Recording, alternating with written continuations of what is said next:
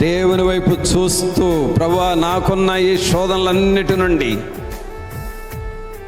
తప్పించగలిగిన దేవుడవు, సమర్థుడు అయిన దేవుడవు, నేను నిన్ను నమ్ముచున్నాను, ఈ శోధనలన్నిటి నుండి నన్ను తప్పించే దేవుడు, నీకు వందనాలు అని ఆయన మీద మనం ఆధారపడాలి.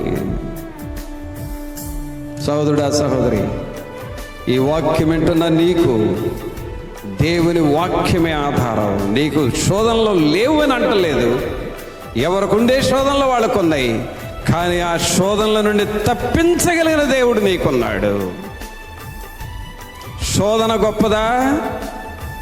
సమర్థుడైన దేవుడు గొప్పవాడా? ఎవరు గొప్పవాడు చెప్పండి? నీకున్న శోధన గొప్పదా? నీ శోధన నుండి విడిపించే దేవుడు గొప్పవాడా? ఎవరు గొప్పవాళ్ళు అయితే వాళ్ళకే చప్పట్లు కొట్టు. నువ్వు ఎవరు గొప్పవాళ్ళు?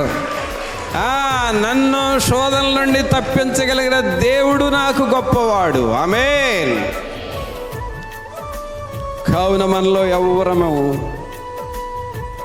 విచారపడాల్సింది లేదు, బాధపడాల్సింది లేదు, కృంగిపోవలసింది లేదు. నువ్వు కృంగిపోతున్నావంటే వాటి నుండి తప్పించే దేవుని వైపు చూడట్లా, నీకు ఎదురైన సమస్య వైపు చూస్తున్నావు.